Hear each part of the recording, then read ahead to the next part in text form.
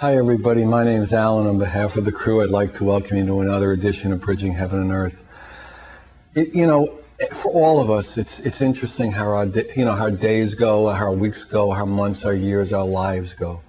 And in each of our lives there are the seeming dramas, the seeming joys, the seeming ups, the seeming downs.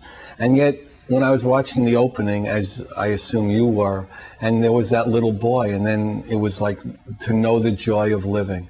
Do we really know the true joy of living that, in a sense, transcends our ups and downs and our crisis and our experiences that go through all the different processes that human lives go through?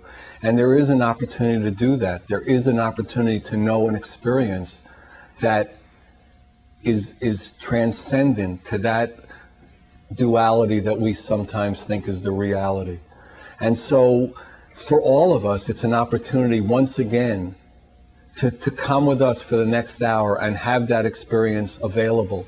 We have a guest tonight who's an extraordinary human being. I mean, what people would call a Renaissance man. He's a Tai Chi master, he's an architect, he's a cultural anthropologist, he's a master of moving meditation, he's a concert performer, he's a calligrapher. I mean, this is an amazing human being. Chungliang Huang is an extraordinary being, and he has been for a long time. But the thing that really struck me about all the different things that he's done is that he somehow tapped into the joy of living. That whatever he's doing, he brings that experience, the joy of it. And he knows that there'll be times when things will work, when things won't work, when planes will be on time, when planes won't be on time, when people you care about will go through difficult times, where you'll go through difficult times. But that knowing of somehow that inner joy, and to bring that out, and to bring that out in whatever way you can do it. He's a man who's written numerous books, some of which are Embrace Tiger, Return to Mountain, Quantum Soup, the Chinese Book of Animal Powers, a book called Tai Ji, Thinking Body, Dancing Mind. I mean, just books that allow people to tap into that joy. And that love, and what we talk about all the time on Bridging Heaven and Earth, is that connectedness to the one, to where we all are of that same experience, where we all are brothers and sisters. And all the things that we think over and over and over and over again are the differences between us are so small and so shallow compared to that experience of that love, of that truth. So for the next 55, 6, 7, 8 minutes, there's an opportunity for us all to really know that joy. Because when Al comes on the set, you're going to know that this person knows that and is here to share that with you. And we're also going to have at least one video, maybe 2 videos of the Tai Chi sections that he's doing, of different demonstrations of that. And we have an opportunity really to know that truth. And as I've said so many times on the show, I mean, we've done the show for 7, 8, 9 years now, is that there is an opportunity for human beings to really connect, to really recognize. On the opening page of the Bridging Heaven and Earth website, we talk about God is love, God is love, whatever it is, we are God and we are love. And that is an experience that we can have and that we can know. So whatever you've done today, let this night settle in for you. So let me start out this night as we normally do with a short meditation, and then we're going to have a video. So please join me in a short meditation.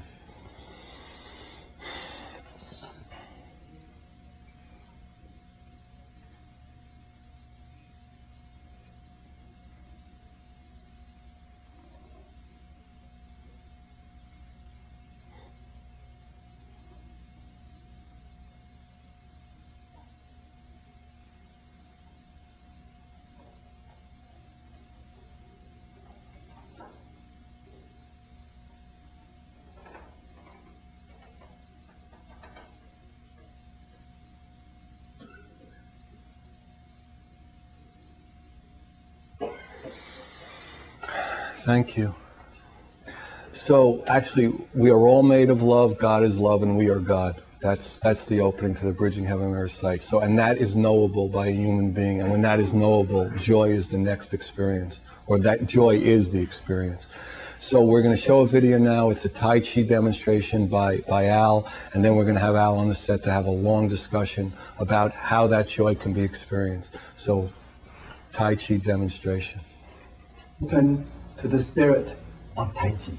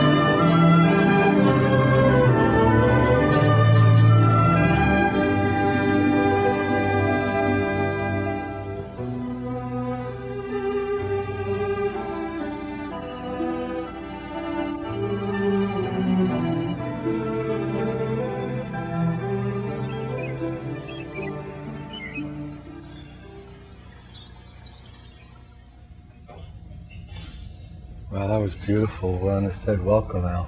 Thank you. Good to be here.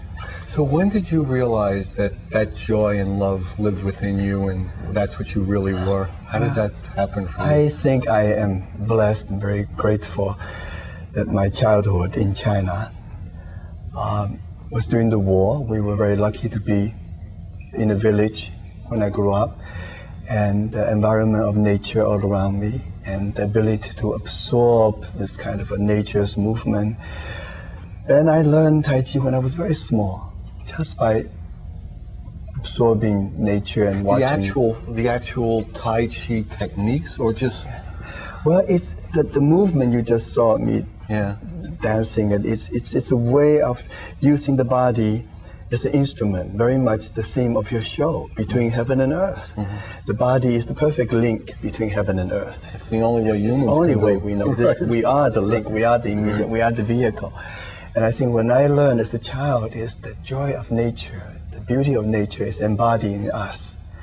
If you can absorb this connection in your body and learn to meditate, even as a child, meditation, it's a sense of coming into yourself and know that through this vehicle, you embody the spirit, you embody the essence, and there's a deep joy within. And out of that joy, and it's your fountain of your spring for the rest of your life. And whatever situation you're in, whatever difficulties you're in life, you can dip into that place.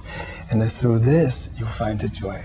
And you came to this very young, because a lot of people, especially I would say Westerners, went through different periods where it came later in a way. Right. So you've had this experience, or kind of knew this. Did you ever leave it? And well, when I was a teenager, during the time we had to exile from the mainland to Taiwan before I came to America, and I lost it because we became very Americanized. And the Western culture infiltrated in China. Materialism. Exactly, and all the embracing of the Western excitement for a short period. And I was not interested anymore. I didn't think I want to learn all about the West. Drugs, sex, and rock and roll. Were you during those years? I was too good of a young boy. I was too well trained. But I came to America to study and learning about your culture and embrace the culture.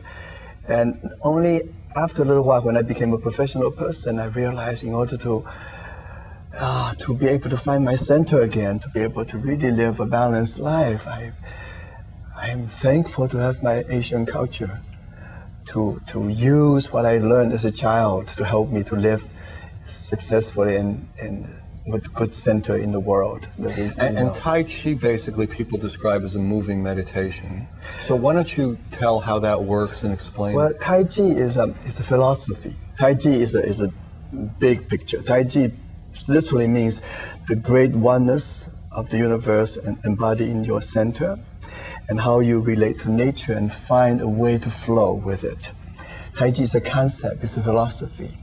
Most people look at Tai Chi movement. If you watch us doing this very slow movement, you have seen me. That's a Tai Chi Huang, we call it, which is it's a choreography. It's a dance we learn based on the sense of balancing of the polarity of the two sides of ourselves.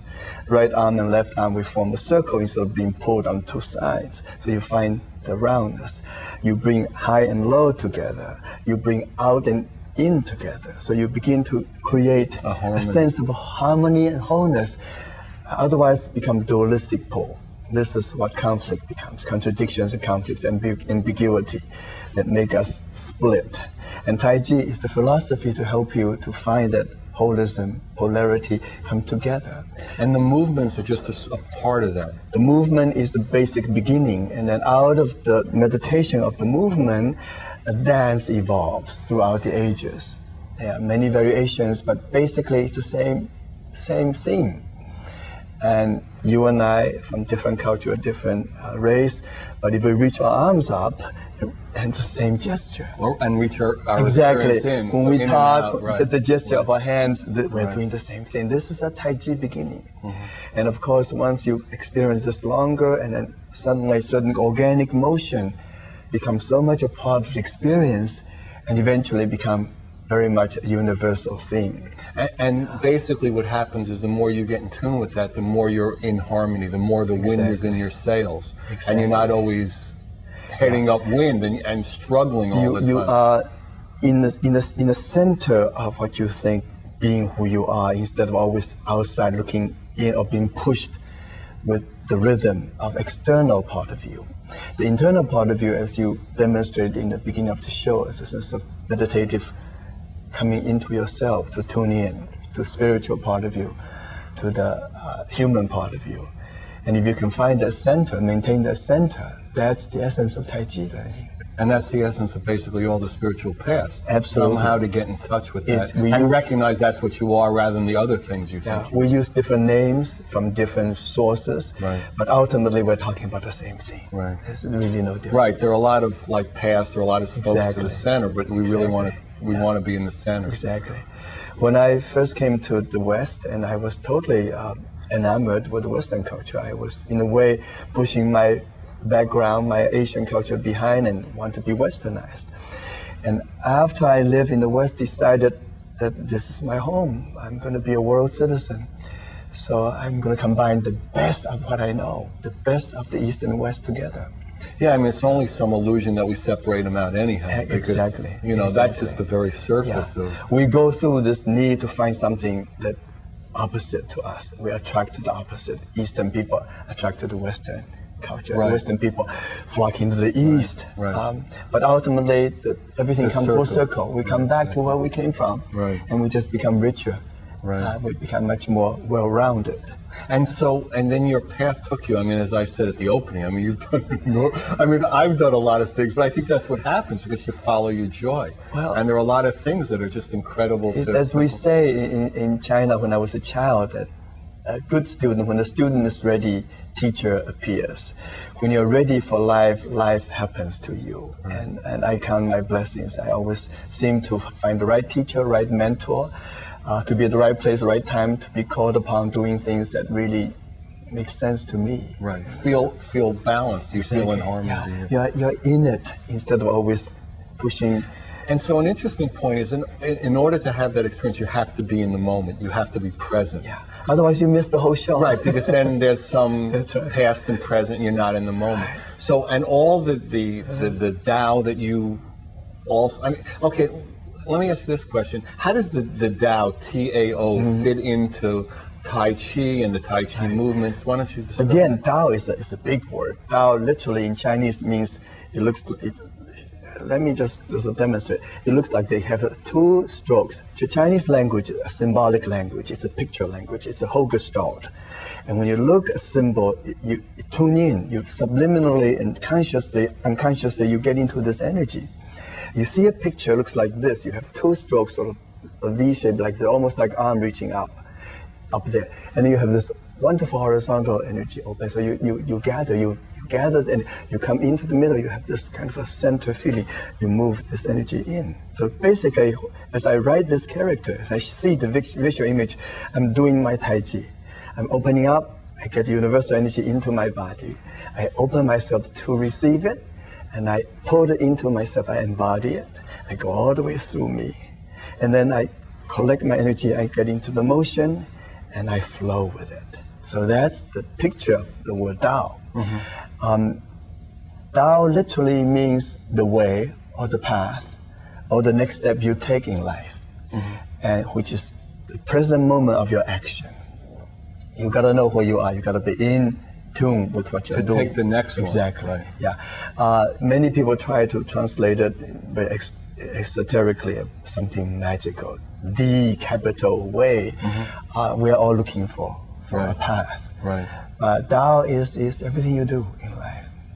And in a Tai Ji sense, Tai Ji is another two Chinese symbol to sort of explain more of the way you follow in life. To give you almost guideposts or techniques. It's a technique of the way. Yes.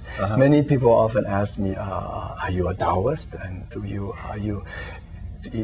teach Taoism? which is the language is very different in the Orient than the West. Everybody wants to categorize. So we want to be Ist, right, we want to be right. the Taoist, we want Right. to study Taoism, Right. and often I describe myself, I'm a Taoist without the Ist, Right. or I want to learn about the Tao without the ism. Right. You want to have the experience that the Tao is about, It's rather a process. than right, right, It's not a thing. It's not right. a thing. Because then we get locked into it, Yeah. then we're dead. Yeah, because you have to walk your way. You have live your life. You may have a life prescribed to you. There may be the way somebody tells you you should follow. But unless you live the way, it's not your way. It's just an idea of a way. And all the spiritual paths and Tai Chi are ways for us to come into the knowing of our path, with all the different cultural ways and all the different parental things and all the different, this religion, that religion, this sect, this, all the things that categorize us and keep us in a way from knowing the truth of who we are. We are told what to do. We're given the example, and unless you've personally experienced it, you wouldn't know. You just follow. Then you're not living your own life.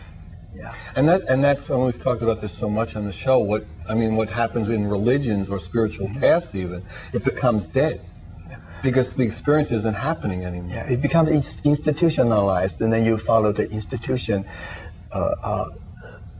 structure or the orders instead of the essence of it. I think most people who are truly religious person going into the capital, the huge R religion, and into the spiritual part, which is the same. Right, the In same. all major Right, religions, right. we're saying the same thing. Let me ask you this. I seem to think that once you have that big R, then you wouldn't say you're any of the other things That's anymore. right. You can be. I think I am lucky coming from the Chinese culture because as we grow up, it's totally comfortable for us to embrace all different traditions.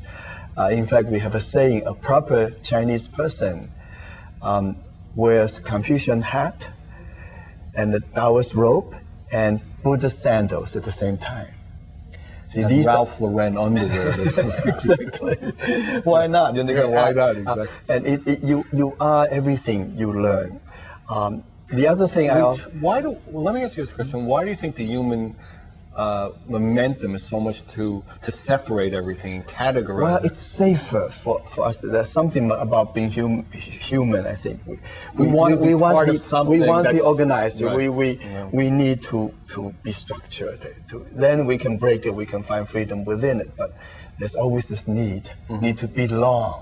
Well, the infinite is too big in a way. Yes, it's kind of a daunting. Yeah. Daunting. So you need to belong to some. You belong to a Right. family. You have a name. You belong to a country, a community, and then hopefully you become a world citizen. And as you experience in whatever path you're on, more of those walls breaking down. Let's say the prison just keeps getting bigger. That's right. And then hopefully, You get bigger in it. right, and Yeah. then You don't have maybe to there'll fight. be no walls. And maybe, let me ask you this question. Do you think that necessarily that having a physical body, there's always going to be some limitation on the experience of the infinite? Well, that's the best and the worst part of it, to have this physical body. In fact, this is what you are. Right. There's no more.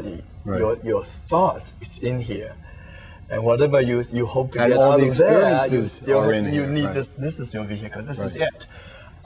You came with it, and you're going to end up with this wherever This is it it. goes. Right. This is it. You can't trade this in. It's not a rental car. You can Right. or Or change it. They're working on trying to This change is it. it. This is Right. the only vehicle you have, Right. and you need to capitalize on this one and this round. Right. Yeah. And what makes Tai Chi wonderful is once you realize that, you really pay attention to this vehicle, and from your fingertips to the top of your head, to the base of your spine, to every sensory, and you become so human. And then out of this vehicle, you really can extend to the highest realm you can reach and deepest grounding you can find. And also Because there's no limit. and go deep into yourself as a human, Right. as deep as you can go. But it's all here. It's all embodied within you. Right. Within a human is the infinite and Exactly. everything. We say between heaven and earth in China, 天下 under the heaven is the world, and above earth, here we are. And out of this experience, that's why Tai Chi has provided many Chinese people and myself, and all my life. This is my basis. This is my basic grounding, my resource. And wherever I reach out, it comes from the center. Is part of Tai Chi, are there like quiet or sitting meditations as part of it, or is it always moving? Well, sitting, sitting is part of movement. Even when you sit quietly, there's stillness. It's a movement, stillness. Energetically. Exactly. And within this quietness, right in the center, you have this wonderful motion. Just gets closer and closer, more and more centered. Right. You notice Tai Chi practice tend to be very slow, because by the time you really practice Tai Chi, you're not moving at all. You slow down, because everything comes to such a crystal place. You don't need to rush anymore.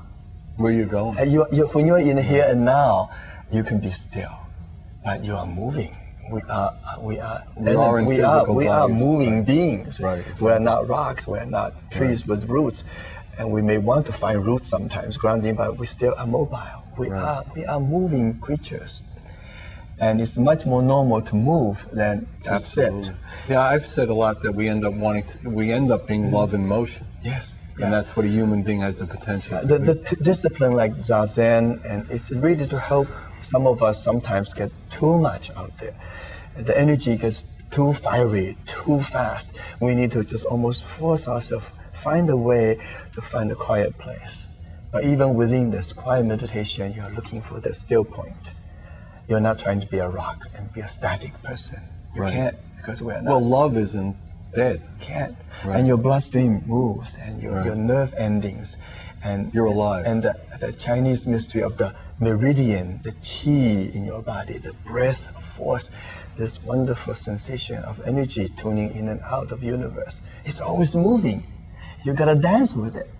So, and that's where the joy comes in. That's the joy. See, when I first started teaching Tai Chi, and just out of everybody's interest, and I was an architect, I was a teacher, I was a professor, everybody said, all flocking to Japan to do Zen, and everybody go to India and be. Where were you a professor? I was UCLA. No kidding, that's great. I was UCLA, and one of my students, her husband said, well, you have to come to Santa Barbara. Really? To meet Alan That's where Watt. the show is taped. That's right, Santa Barbara, here we are. So here we are, my full circle. Full circle, and they said, Alan Watt, you have to come and meet. I said, well, who is he? He's a philosopher, he writes about Asian stuff. I said, I'd like to read his book. Right. And I read his book, I said, wow, this man knows how to talk about the ineffable. Right. So I was impressed. So he invited me to come to Santa Barbara to visit him when he gave a seminar here at Hope Ranch. Wow. And then I was his guest, and I ended up teaching with him the whole weekend. Wow. That's how it began. Really? Yeah. And how did he find out that you knew Tai? Was it Tai Chi? Was it movements you were teaching? Well, I was not teaching, but I was sharing Tai Chi. I see. So that time in the 60s, everybody wanted to learn something Asian. Right. So they want or take something American. Everybody wanted to learn something, right? So I suddenly realized something second nature to me. I learned as a child. Suddenly it was popular. Wow! And I had a whole new vehicle to share. So I came here, and Alan said, "Teach with me." And so that's how I began to realize I have something. And did you immediately stop being an architect and just start? Well, it's a gradual thing. Unwinding. I was, as you mentioned, I have many lives, and I was an architect briefly, and when I was architecture, we were speaking in the green room here, and by chance I met Sammy Davis Jr., and he invited me to go on the tour with him because he wanted to show the world there's no color difference. He was in the 60s, and he married a white Swedish starlet, and he wanted to show the world love has no color. Wow! So he took 5 young people to tour with in different color, different race. And he said, can you dance? I said, well, I do Tai Chi. And he says, let me teach you the time steps. Really? So I learned the time steps quickly and shuffle. And he said, you do. So come great. tour with me. So I had to ask my boss for a leave of absence. To go with Sammy Davis. That's And great. it was wonderful. So did you go to Vegas? Oh, I went to Vegas. I went everywhere. Yeah. So we had a good For time. how long did you do that? I toured with him for 7 weeks. Really, that's amazing. Yeah, it I was- mean, and that you knew you were done with that. Yeah, Or well, after 2 weeks in Las Vegas, when you wake up, the Enough sun was is setting and No, I've you're been to enough. Vegas, It's right. fun. It's for a while Right. when you were young, right. but it was not very healthy life. No. The way to live. So No, I too said much eating, goodbye, too much embraced smoke. him, and thank you so much for the experience. That was Right. so And then nice. you went back to. I went back to graduate school, and I went back to graduate school. I studied anthropology and choreography, and then I came back from East Coast, and I started teaching full time at UCLA. That's when I met Alan Watts. And when did you start knowing that kind of your destiny was to impart that joy and love? Well, to people? actually, Alan Watts invited me to teach with him at Excellence Institute in Big Sur. That was 30 some years ago, I think. Wow. Yeah. In fact, somebody asked me, I've taught there consecutively for 36 years now, almost since the beginning. Wow. There, You were of the course, first person in the hot tub. one of the first. One of the first. It's a beautiful place. It's a Yeah, beautiful great place. Also, it's a wonderful institute that truly opened up the whole alternative way of learning, thinking. Some of the great scholars and became my mentors: Aldous Huxley, Alan Watts, Joseph Campbell, Gregory Bateson. So these people just came into my life, and I learned so much. And to realize that the world is rich, full of knowledge and wisdom, and I was able to contribute my heritage and to learn. And at a create certain wholeness. point, it's like beyond the heritage. Absolutely. You know, it's. And I mean, what's heritage? it's our is joy. language now. Right. We talk about Tai Ji, Tao, Right, and exactly. Qi, Qigong. It's everybody's language. Right. It's in the dictionary. You know, Zen, everybody know what that is. Tao. Everybody knows the word. Exactly. Very Know the few people word. know what it is. But I always say to people, but it's in you. You are embodied already. You just have to rediscover it. You are a Tai Chi dancer to begin with. Right. Every child has it. In my book, my first book, Embrace Tiger, Return to Mountain, this is going to be 30 years old. Wow. Yeah, it's in 12 languages. It's one of these first non-attempt. You know, I didn't even know how to write, but it's from my transcription from my seminars. And my first publisher said, "You just got to do this." I said, "Well, help Here it me, is, help yeah. me." So my wife and I and my editor, we edited the book, and then that's 30 years ago. Wow. Yeah, but that's how it began, and I realized I had something to contribute. Yeah, And it's just been a process because you do And- concerts where you're.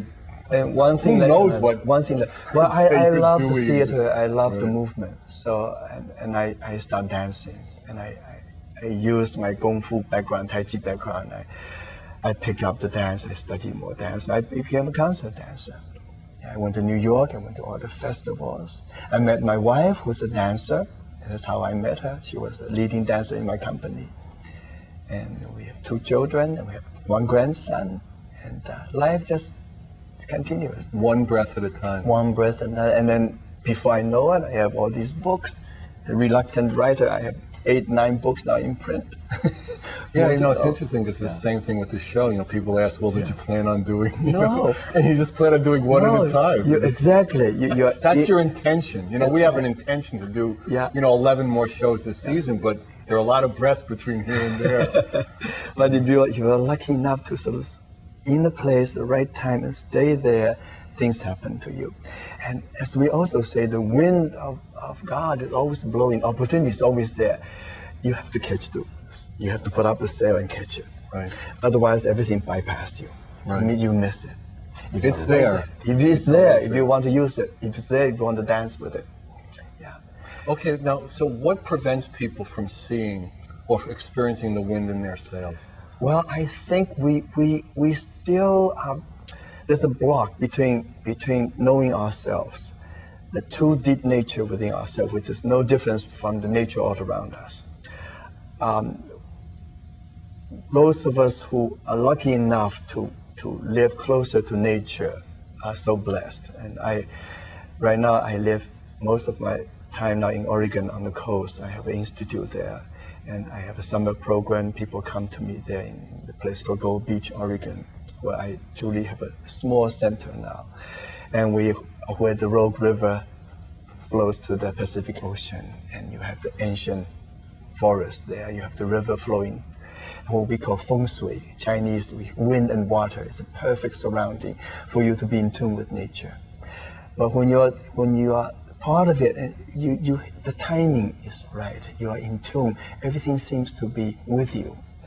When you live in cities, when you work in less natural surroundings, which most of us, unfortunately, I used to have to live in the city as well most of the time, you lose the connection. And you have gaps, you have blockages. And you have to take time to meditate. You have to take time to take a holiday. Natural. It's not natural anymore. And right. we have to organize ourselves in a way. So in a way, we remove ourselves further and further away from this deep joy, deep awareness of who we are. And we have to go roundabout way to find spirit again. Yeah, instead of our lives providing us with exercise, we have to go to a gym and use phony machines. Or you have to wait one day in a week to go to church or a chapel or the temple to be in tune with the spirit. And you wonder why the momentum of and your the rest life, of the week, right, you have no time for it. But in the Tai Chi practice, for instance, every morning I wake up, the first thing I must do is to acknowledge my vehicle. And if I'm lucky enough to be on the beach, I go to the shore. If I'm by a garden, I go to the flower.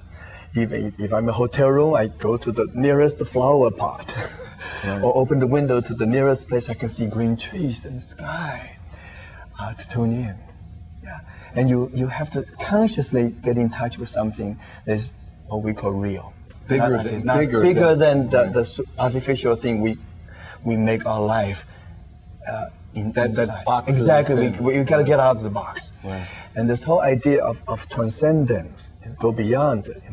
When I do a gesture like this, it's not to frame myself in this limitation of my arm's length. It's to go beyond the fingertips. Exactly. When I make a circle like this, and I know I can't reach the sky physically, but the sky is up there for me. Well, energetically, and where does your energy end? It doesn't end with your fingertips. Doesn't end. Right. Doesn't end. And even between conversation between two people, if you really talk, you go through each other. Yeah, you don't talk. Yeah, you go through each other. Right. You exchange. You really embrace. They always tell me I'm moving my hands too much, but compared to you, I'm nothing. So from now on, everybody, I'm saying, see, here's a man. His hands even more than me now. You incorporate everything. You bring the flowers around. You bring the color and design. You incorporate everybody's energy around you. And you are in the midst of the here and now. You're in the moment. You are in the zones. But that's the only place you live. It is. So if you're, other than that, if you're in the past or the future, then you're trying to get back to this. Right. You're in an illusion.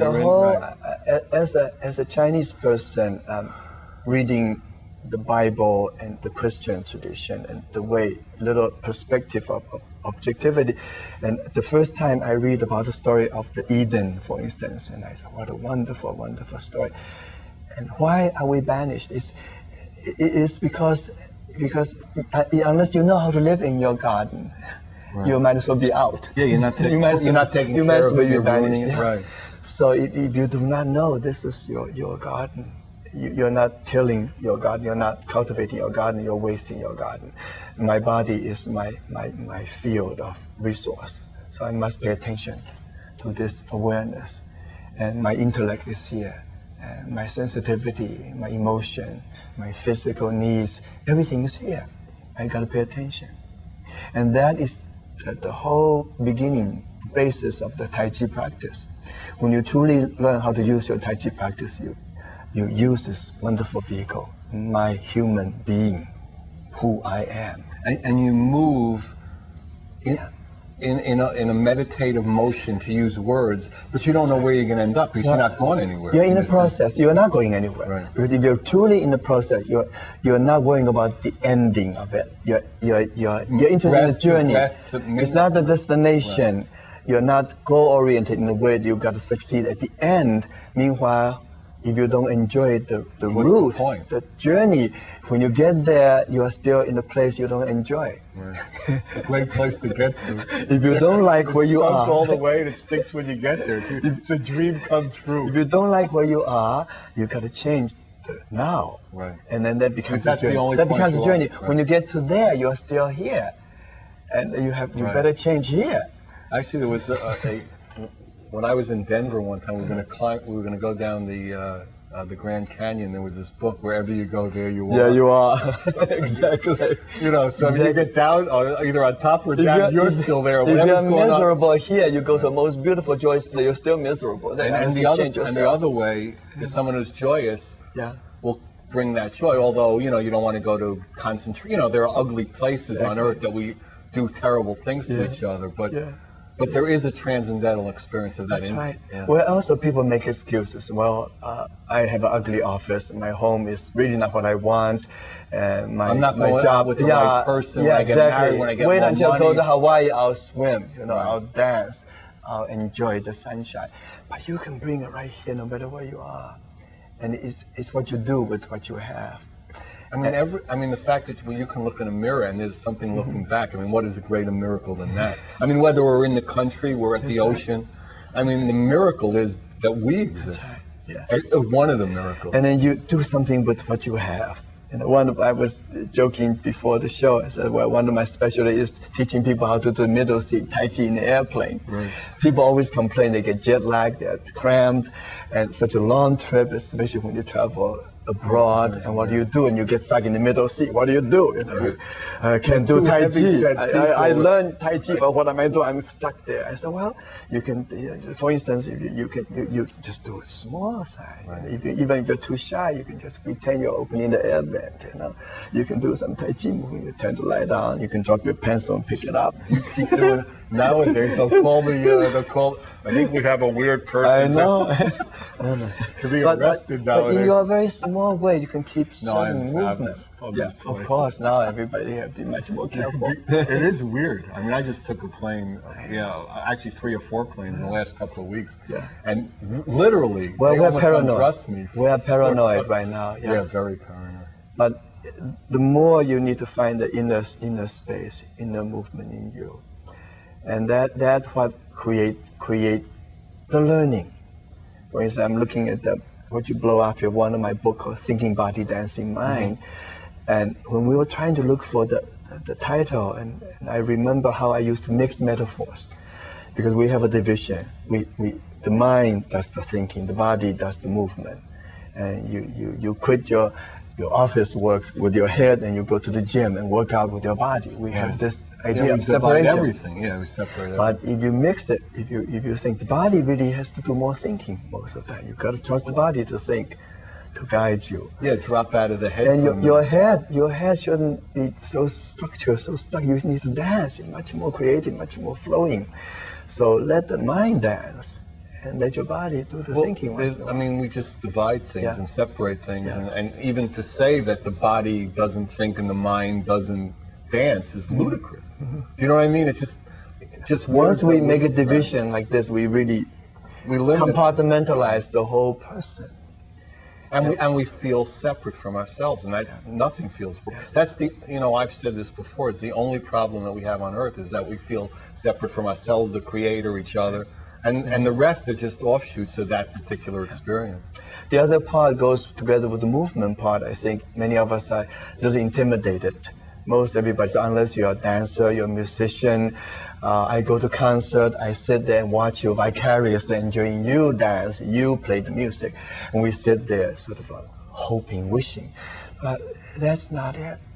One of the musicians I work with, and often is David Darling, plays the cello. And this week we're doing this concert together, and he has a foundation called Music for People.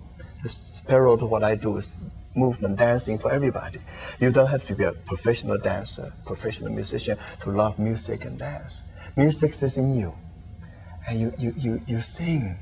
Every breath you take, you sing. You hear music, and sound is music, and everything moves and dances. And once you get into that sense of who you are, and you become a joyful person. Otherwise, you're always suppressed, and everything sort of stifles you and blocks you. And you're not good enough, and you're not doing it right or wrong, instead of just enjoy it. And you feel clogged. Yeah. Everything's clogged. Yeah.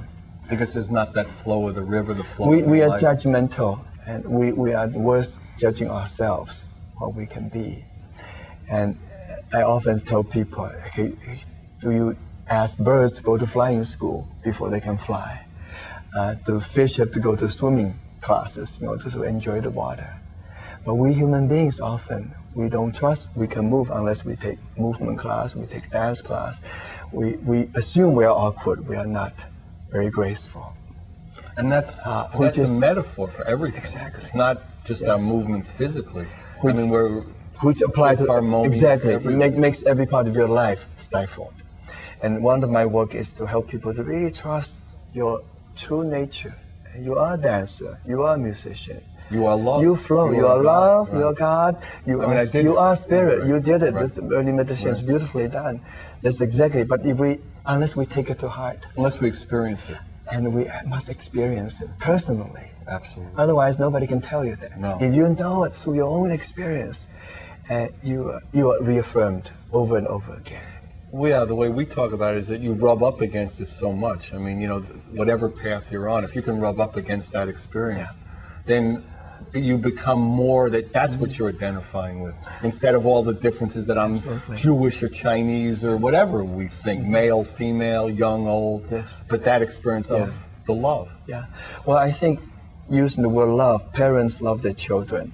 They want their children to grow to be a whole human being, happy human being. At the same time, there's a conflict of how to help them. And no matter how you try, you impose restrictions, you stifle them, you To judge try them. to protect them. Yeah, and sometimes love turns into something other than truly encourage the growth of the human being. From the best teaching profession to the loving parents, we all try for the first time. If we're lucky, we do a better job than other people. Right. But ultimately, as you know, when you interview your guests and when we talk to people, often you have to start all over again as an adult. And when you look at children, they have no problem. Only reach certain age, they lost it. And we have to find some way How do to you come get back. We have to childlike find a again? way to back to Eden again. We have to find a way back to our garden, back to the original grace. And so much of the learning in life, especially as an adult, and there's no more obligation to get your degree. You've done your learning. You've got enough schooling. The rest of the schooling is truly to explore who you can be, what your best potential you must fulfill as a human being. Yeah, I mean, what point do you think that people begin to think themselves as grown up and freeze themselves right there? Is it when they get married, when they have children? What does that? I mean, I'm not saying it has to. Sure. But if you Well- look through, at some point, I asked my father, when did you become grown up, an adult? And that childlike quality became something negative. To be playful and childish and. Well, going back to the idea of this human-made structure, the gradations.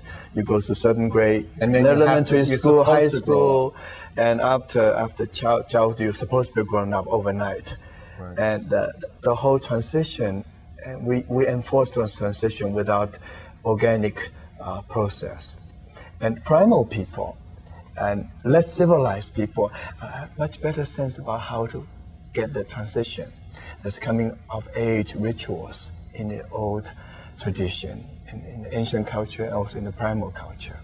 And we have lost many of those rituals And do you for think people it's to because grow. of manufacturing, commercialism, cities? We are rushing it. We put different values on different things. And we forget everything needs a transition, needs a process. There's a natural, organic way from childhood to adolescence to adulthood to aging to the deathbed, which is something I learned all over again with one of my other great mentors, Joseph Campbell, the mythologist. Joseph taught about the myth. The whole power of the myth served the function.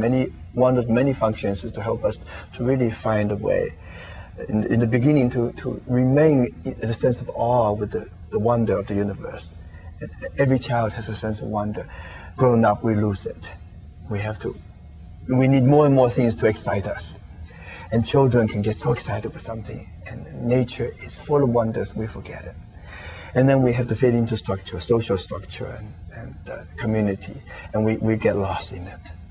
And primal myth help us to understand the ritual, and also understand how to go through different parts of your life, the whole from the birth to childhood, through adolescence to adulthood, finally, and I call it sage instead of age.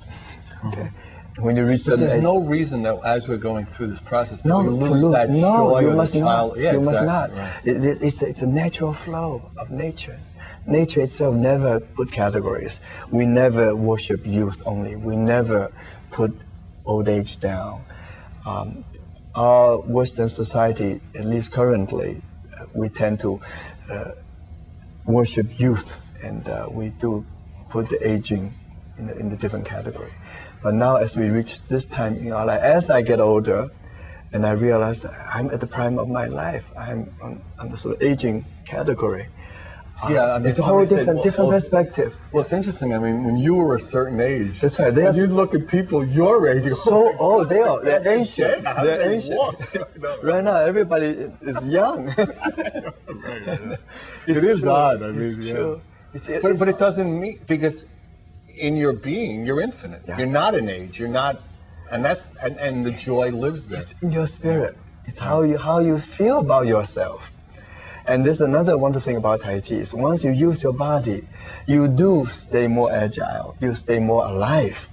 You have more energy. You have more we call Qi. Qi is that breath of life in Chinese. And now it's very popular. Everybody's doing some form of Qigong, which is an exercise to really help you to revitalize yourself. And it's very healing. And literally means how to get more power out of your breath, of your energy. Yeah, I think it's about time we should tell people that you're really 172 years old. And doesn't he look good? Well, I'm a grandfather. Right. I am at my Medicare age. But I'm fortunate because of my lifelong practice of Tai Chi and my Knock dancing. on wood is this. Knock on wood, dancing, and I smile a lot, and Yeah, I enjoy joy, life. right, I exactly. enjoy life, and I feel grateful. You know, if you're in grateful. harmony, you're not always resisting. Resistance and stress is Yeah, the worst. I feel thing. blessed. I feel blessed. I feel I'm so fortunate, and I have wonderful family, I have friends. I love my work, and what more can you ask? And knock on wood, and I can still dance, and and my Tai Chi feels wonderful when I do it, and I can share my joy. And what more can you ask? You know, It's fantastic. I feel the same. yeah, it is. I think you and I share this, your work with the show, and I teach, and we try to communicate with people that in spite of all these horrible things happening in the world, and since the beginning of time, let's face it, maybe we're just slow evolving species, human beings. We're just slow learners. It's funny you say that, because the opening for the last show, I said, if I told you there was war now in different parts of the world and people were strapping bombs, would you know what year it was? Over the last 10,000 years? Exactly. You can't pinpoint. Exactly. It will probably go on for a while. But meanwhile, Let's hope it's ending as we speak right at the moment. it is ending. It's ending right here between you and me. Absolutely. It's ending when people watch the show, share our feelings, and know that we are loving human beings. We are all the same all over the world. It has nothing to do with what name of the nation, what color of the skin, what religious worship they are going through their ritual, What age? wherever they live, sexual- geographic, yeah, right. doesn't matter. All of it. Down deep, you are the good person. The other wonderful human being in our midst, Dalai Lama, His Holiness. And the first time I met him, we were at the Davos conference. And Davos in Switzerland, where they always have the world. Davos. I should do it more about Davos, Switzerland. Let me just say, we are coming to the end of the show. If you want any information on where Al's going to be, books, seminars, teaching, Alan and 80, is that amazing? An hour. Okay. Well, I have a very 805-687-2053. We love you. Good night. God bless you. Come again. We have incredible shows this season. We do it for you. Good night. This is the fastest 1 hour talking.